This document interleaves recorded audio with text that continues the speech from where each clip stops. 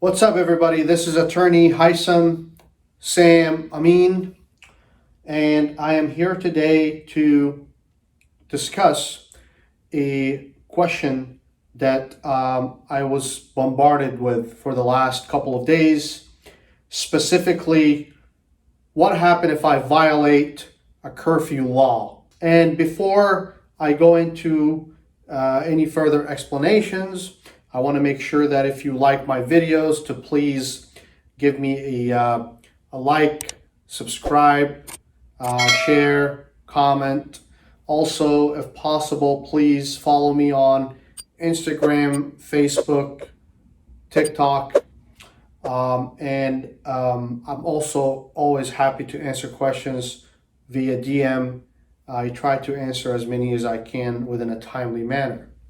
Now, back to the issue surrounding curfew law and what happens in the event one is arrested for violating a city ordinance, such as San Francisco's ordinance that we have in place as of today, June 3rd. We have an 8 p.m. curfew that goes into effect all the way to 5 a.m. Of course, there are exceptions for emergencies and essential workers, etc. If you or someone that you know has been arrested for violating an ordinance, a city curfew, odds are that person will be cited with what's known as an infraction. An infraction is not punishable by jail time. An infraction is almost always punishable by a fine. And because infractions are not misdemeanors or felonies, one is not entitled to say a trial by jury. So, for example, on June 1st, a couple days ago, about 87 people were arrested in San Francisco because they violated the city curfew laws. Of the 87 people that were arrested, only 33 people were actually cited. And these folks were cited with infractions, meaning they are able to contest the infractions, but if they lose, they would just simply have to pay a fine. Obviously, it's not fun to be arrested and having tight handcuffs on your wrist, but that's one of the things that can happen if you get arrested for a curfew violation or an ordinance violation by the city of San Francisco or any other major city that has a curfew law in place. Another area or another question that I've received a lot of is what happens if I'm involved in a riot? And to answer that question, there are two different scenarios. You can be arrested for inciting a riot, or you can be arrested for participating in a riot. Now, if you incite a riot, you can be potentially in violation of California Penal Code 404.6 subdivision A. And in essence, the state or the government, the prosecutors, would have to prove that there was in fact a riot that occurred. And the definition of a riot, the legal definition of a riot, is two or more people engage in conduct that's disturbing or that disturbs the peace of the public and without legal authority. And that conduct has to be imminent. It has to be real. It has to actually have the sense that you're going to carry out your actions of disturbing the peace, burning down buildings, destruction of property, etc. So once the district attorney's office is able to prove there was in fact a riot, they have to also prove that you engaged in a riot or urged others to commit violence, destroy property, burn down buildings, etc. That's element number one. So you either have to either participate in it or urge others to participate and cause destruction of property or burn down buildings. The second element requires the conduct to be immediate. What does that mean? Well, it actually has to be the conduct or the threat has to be clear and present. It can't be something that may transpire in the future.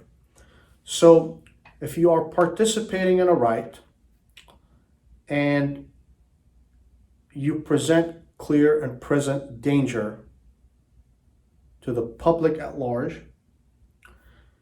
then, and of course you act with intent, then you could be guilty of California Penal Code 404.6a. That's inciting a riot. The other type of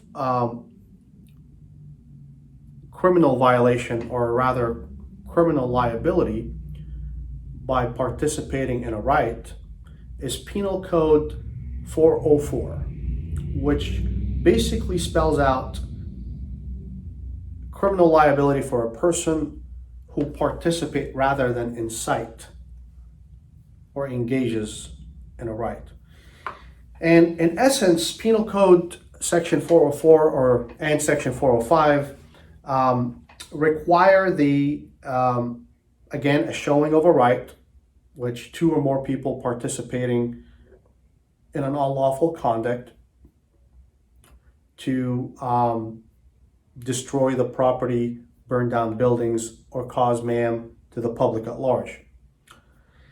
So first, if they have to prove right, and the second element, the conduct has to be willful. So there has to be, again, a showing that you or someone else willingly carried out the conduct or the underlying damage that was caused as a result of the riot. So if you're out riding on the streets and you decide to burn down buildings, you are guilty for causing or rather participating in a riot.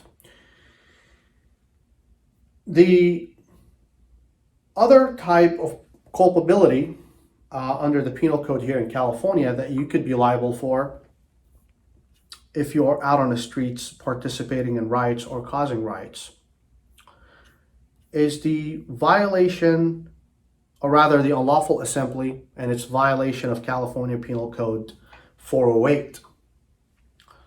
And what does that mean? Well, in this context, district attorney's office has to prove or show there was an unlawful assembly. Basically, that means two or more people commit a lawful act in a violent manner. Here's an example. It is not unlawful for me to gather my buddies, walk down the street during non-curfew hours, and peacefully protest against the killing of George Floyd. However, if me and my buddies, or if one of us is in a protest and one of us decides to simultaneously burn down buildings or break into cars, that's an unlawful conduct. And then it becomes an unlawful assembly. So the first element the district attorney would have to prove or show is the willful participation in unlawful assembly. And I've defined what unlawful assembly is. It's the lawful act that's committed in a violent manner or unlawful manner. The second element they have to prove is knowledge. If, for example, if I see a lawful protest down the street here and I decide to join, just close my laptop, run down there and join, and little do I know, they're planning on burning down the cars all down the streets, I can't be guilty of unlawful assembly because I had no knowledge that the folks that were marching down the road are planning on committing an unlawful act down the street.